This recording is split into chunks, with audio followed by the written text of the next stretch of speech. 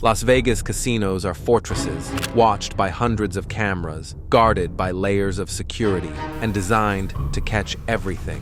Cheating the system isn't just risky, it's supposed to be impossible. But one man didn't just beat the system. He infiltrated it. Disguised in charm and wrapped in illusion, he slipped through every protocol, bypassed the most advanced surveillance, and pulled off one of the boldest counterfeiting operations in the history of gambling. It wasn't that easy, but once it came to us and we figured out a way, it came fast. But how did a single man fool the most secure casinos in the world, with ships that were never even real? How hard would it be to make the chip? And we all agreed it wouldn't be that difficult.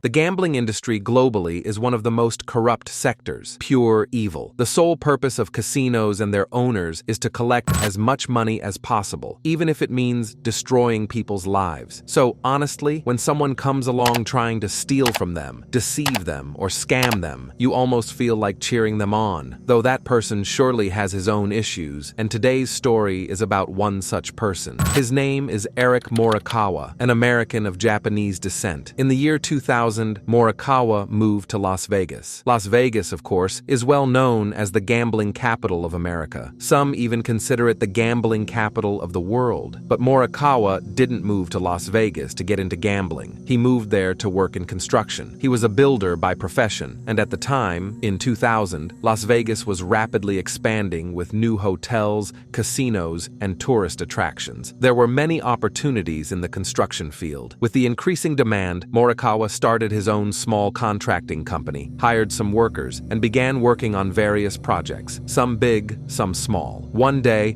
after a long, tiring day at work, Morikawa went to a game hall to unwind and play pool and snooker. There, he met a man named Jeremy Lewis. They struck up a conversation and got to know each other. Morikawa learned that Jeremy was looking for work, but his criminal record was getting in the way. Any employer doing a background check would quickly see his history, charges related to drugs and forgery, and he'd been arrested multiple times. Because of this, no one would hire him, not even for low-paying or difficult jobs. Jeremy opened up to Morikawa, saying things were tough and he was willing to do any kind of work. Morikawa, who had his own small contracting company, felt that Jeremy was motivated and just needed a chance, so he said, "Look, I have a contracting company and I need workers. You seem motivated, so I'll hire you and teach you the trade. All I ask is that you work hard." Jeremy was thrilled and promised to prove himself, and indeed, he worked hard at Morikawa's company. The business grew, and so did their friendship. They became close friends and worked together for several years. Everything was going great, until 2004. That year, things changed dramatically. The construction and real estate sectors in Las Vegas took a huge hit. Demand suddenly collapsed, and many contracting companies began to struggle and shut down, including Morikawa's company. They could barely find enough work to cover their expenses, their families' needs, and had to resort to loans and debt. They were even forced to take jobs far from their area just to make ends meet.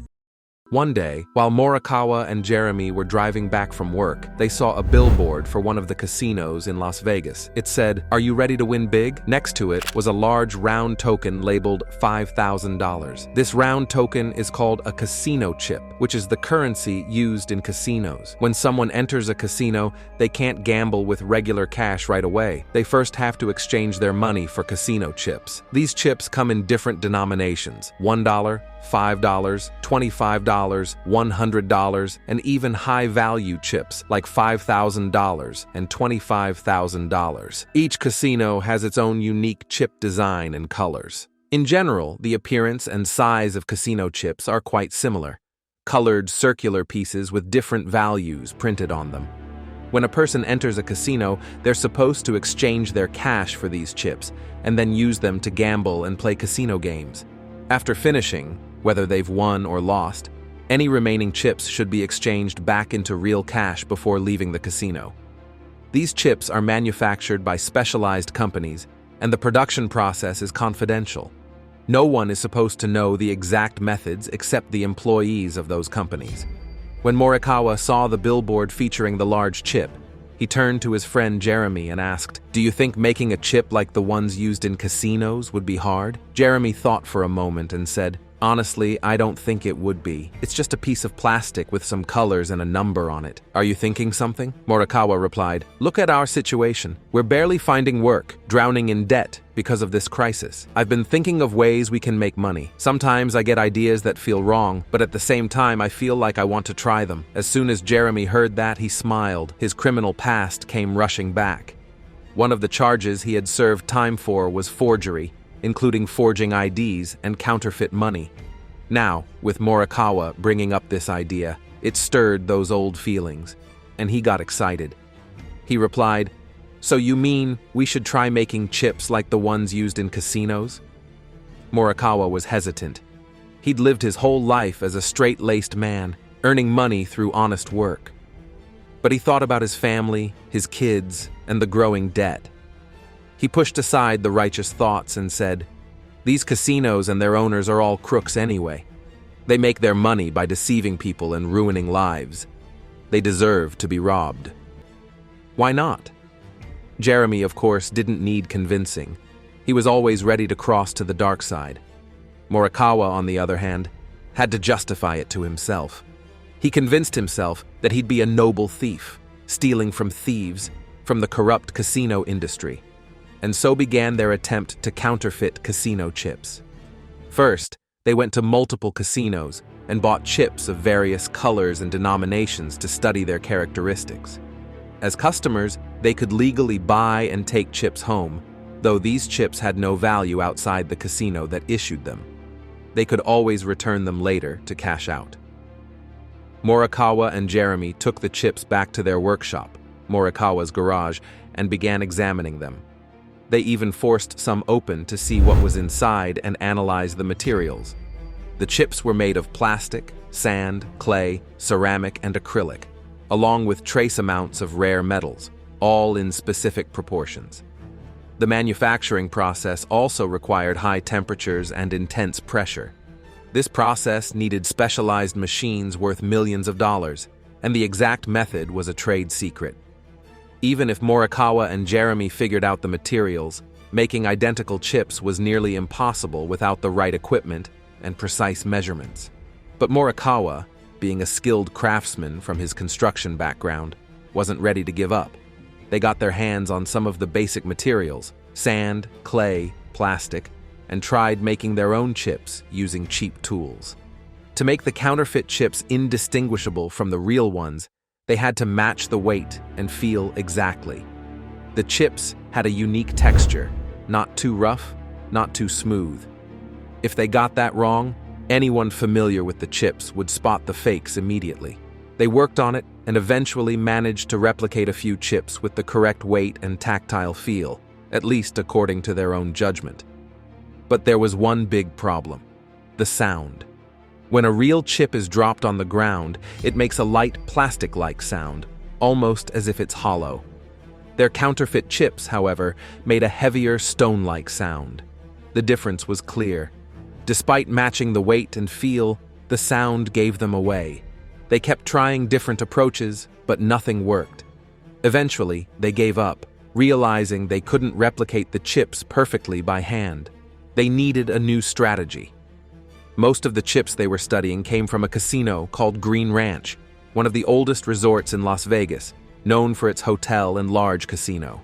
They spent days analyzing the chips, breaking them apart, and studying every detail. Each denomination had a different color. For example, the $1 chip was primarily gray with turquoise stripes, while the $100 chip was also gray but had black stripes. After failing to create identical copies, Morikawa had a new idea. Why not modify an existing $1 chip and turn it into a $100 chip? After all, both chips were made of the same material, had the same weight, shape, and texture. The only differences were the color and the printed value. So they decided to replace the number and recolor the chip instead of manufacturing one from scratch. The first step was removing the number printed in the center of the chip, the circular label that said $1. This label was made of glossy plastic paper glued to the chip. To remove it cleanly, they used a heat source. After multiple attempts, they found the best method: soaking the chip in boiling water. This loosened the adhesive without warping the chip. Now they had a blank original chip they could work with. Next, they needed to mimic the colors of the $100 chip. They went to art supply stores and bought various paints, mixing them to match the exact shade. This process wasn't easy and took many tries. They painted the chip fully gray and tested it under different lighting, indoors, sunlight, flashlights, to ensure it matched perfectly. The paint had to be thin, so it wouldn't add extra layers or texture. They used spray paint for precision. Once they got the base color right, they had to recreate the edge markings. They used tape to cover areas they didn't want to paint and sprayed the rest. When they removed the tape, the result closely resembled the real $100 chip. It wasn't a 100% perfect copy, but close enough that the average person couldn't tell the difference. The final step was replicating the inner label showing the chip's value. This was the easiest part. They scanned the real $100 chip, edited the image on a computer, and printed it on glossy plastic paper similar to the original. The paper was slightly thicker and had a shiny finish. They used a light adhesive to stick the label onto the chip. The result, a counterfeit $100 chip that looked identical to the real one, visually. However, there was an extra security feature. When placed under ultraviolet light, the real chip revealed a glowing symbol in the center, specifically, a magician's hat. So Morikawa bought a UV reactive pen and manually drew a similar symbol in a random spot on each fake chip. With this, their replication process was complete. They had created counterfeit $100 chips nearly indistinguishable from the originals. They made 3 fake $100 chips and decided to test them at the Green Ranch Casino to see if the staff would be fooled or not. Of course, no matter how confident they were in their work, the situation was still nerve-wracking. Our guy, Morikawa, couldn't even try it. He knew he couldn't lie. If he did, he would get nervous and blow the whole thing. But on the other hand, his friend Jeremy, with a criminal past, was ready to take on the task and play the role. He took the 3 fake chips and went into the casino. He went straight to the cashiers who exchanged cash for chips, and with full confidence, handed them the 3 chips. The cashier quickly checked them and gave him $300 in return. For Jeremy, this might have been the sweetest $300 he ever earned in his life. He literally handed them some plastic pieces and got real money in return.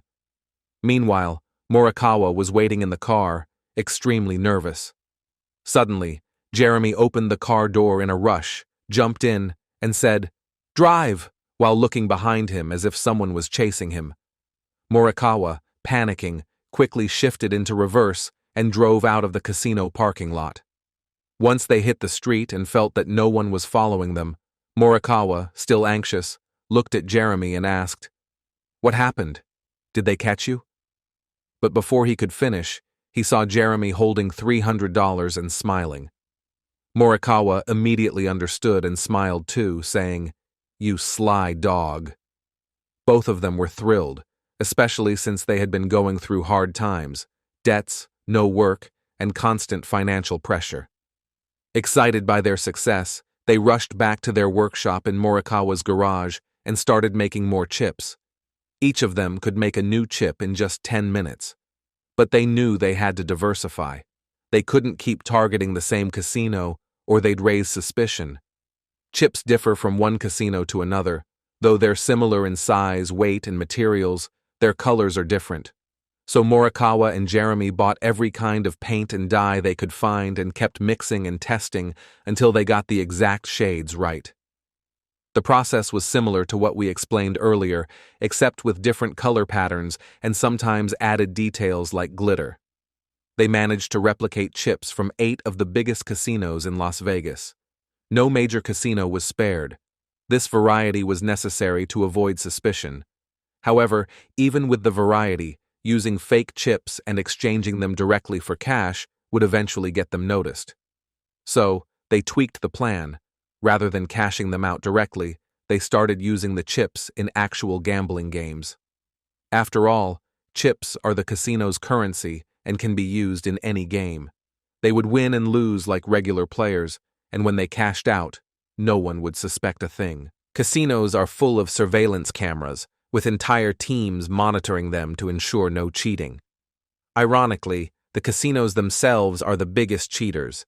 They don't cheat directly, but the games are designed so that the house always wins.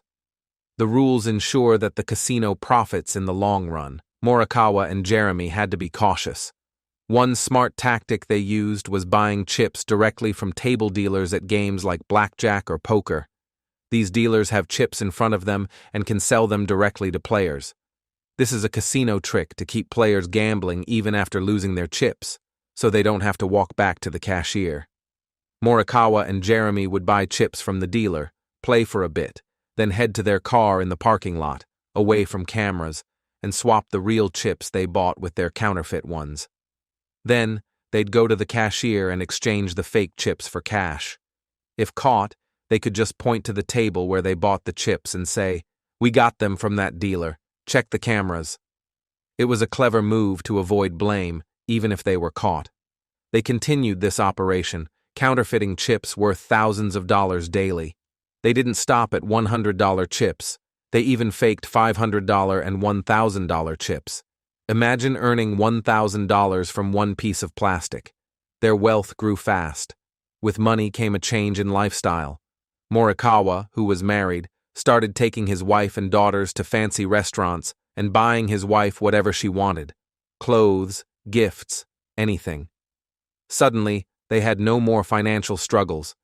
His wife became suspicious and asked him where all the money was coming from. He dodged the question and said they got some good construction contracts and the business was doing well. She remained doubtful, but, enjoying the new lifestyle, stopped pressing him.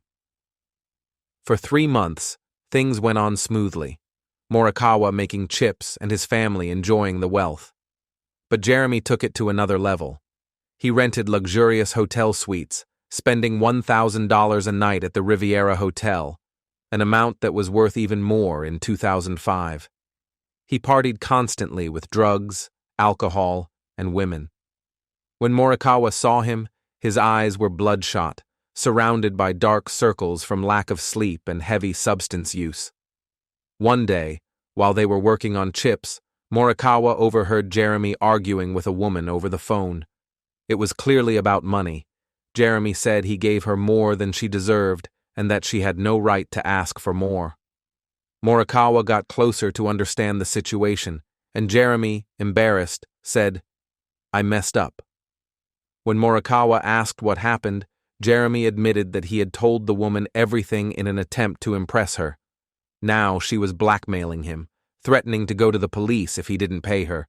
Morikawa was furious. "You told her? I haven't even told my own wife, and you went and told a stranger? What's wrong with you?" Jeremy stayed silent, looking down like a guilty child. Morikawa, unsure of what to do, asked for the phone.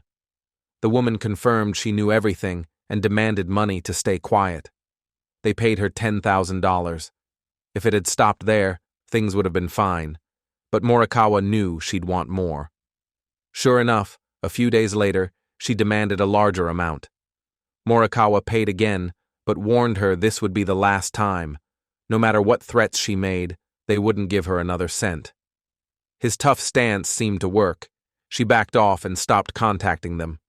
Relieved, they went back to work, making and cashing in fake chips. But on April 1st, 2005, Morikawa heard a knock at his door. A man in a suit said his son had accidentally kicked a ball into Morikawa's backyard and politely asked if he could retrieve it. Morikawa agreed and turned to go get it. Suddenly, the man followed him inside, grabbed his hands, and arrested him. Then, more armed agents appeared from the bushes and stormed the house. They were from a government agency called the Nevada Gaming Control Board. This agency exists solely to handle gambling-related crimes, showing how massive the gambling industry is in Nevada.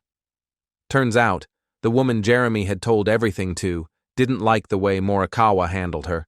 When he refused to pay more, she went to the authorities.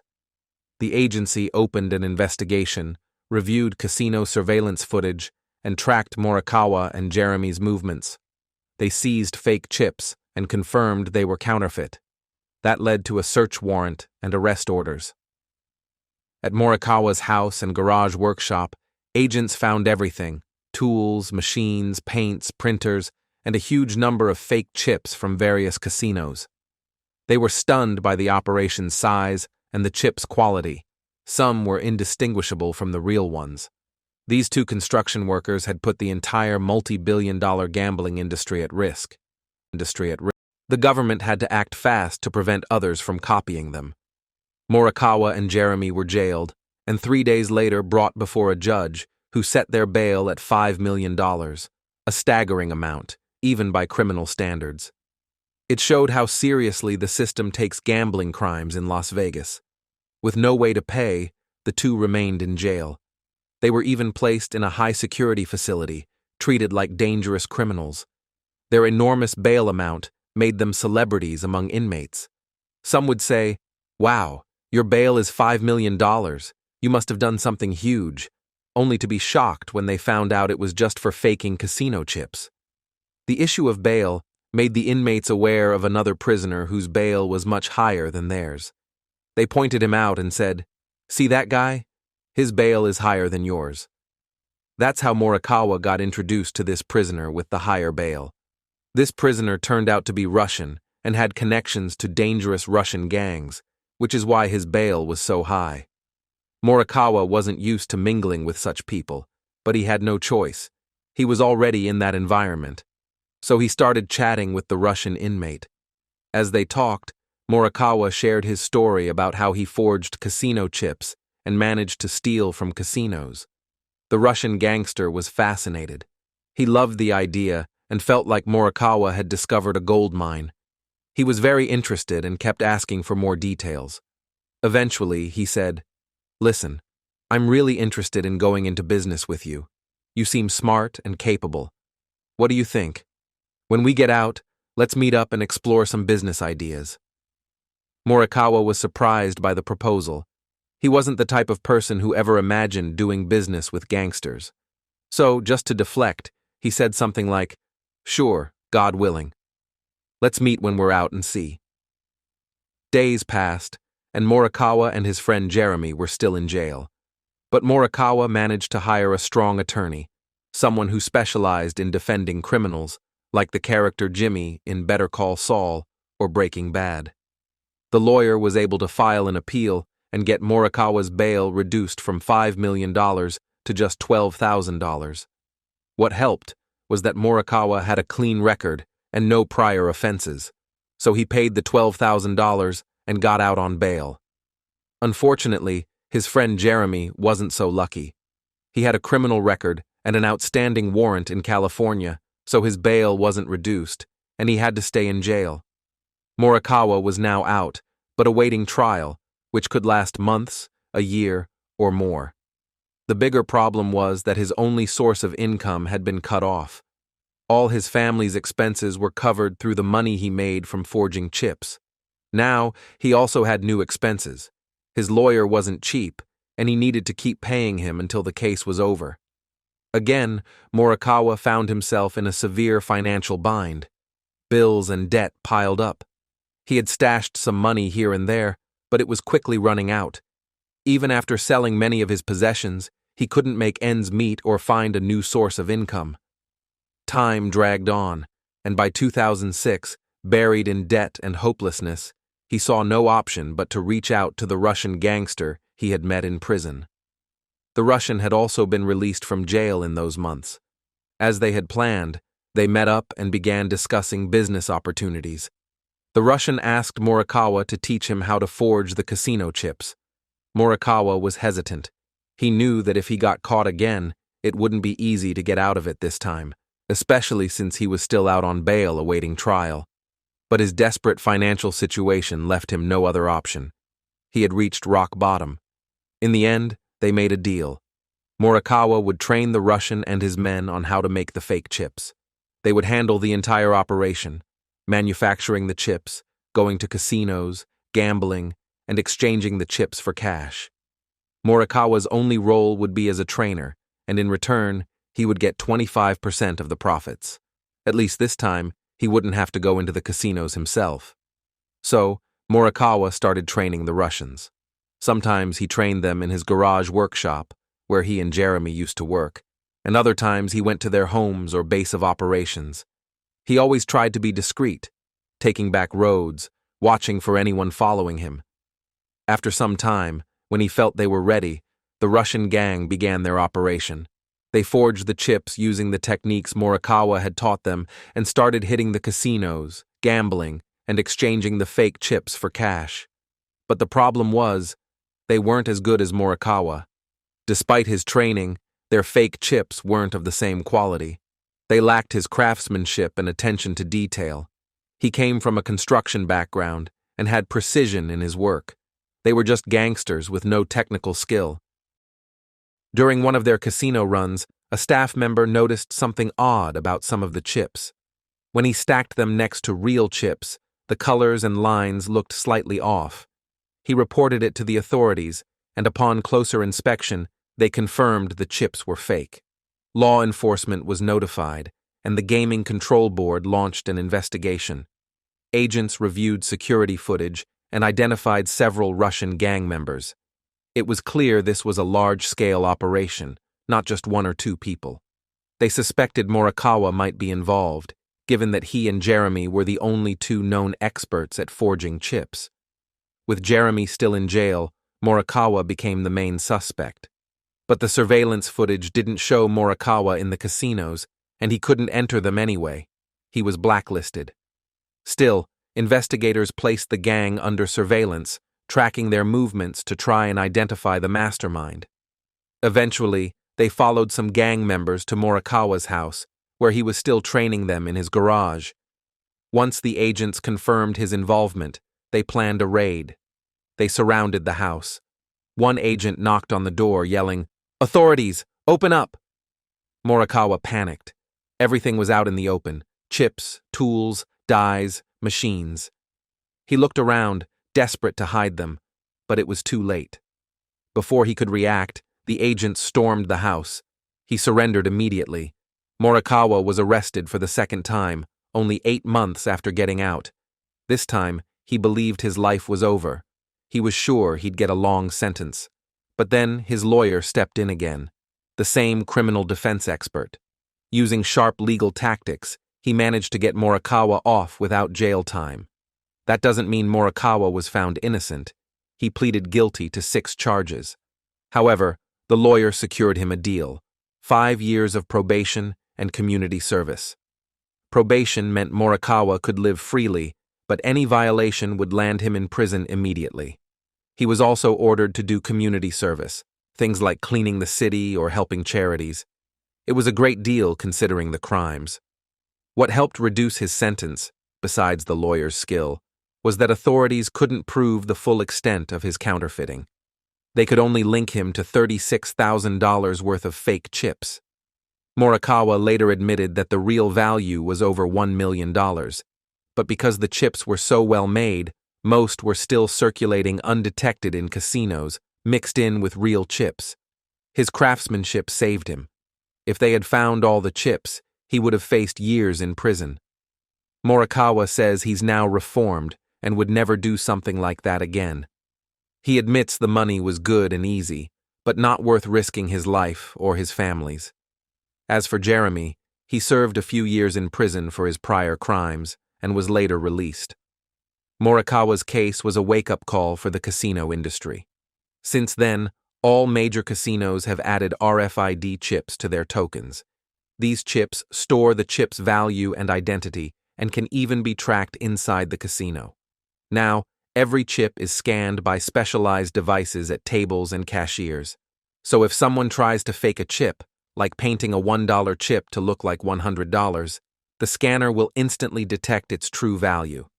Today, it's nearly impossible to forge casino chips, all thanks to Morikawa, who ruined it for everyone else. But that doesn't mean the game is over forever. We live in a technological era, and every system has its vulnerabilities. Who knows? Maybe someday, someone will find a way to hack those RFID chips and make fake tokens again. And that's the end of our story.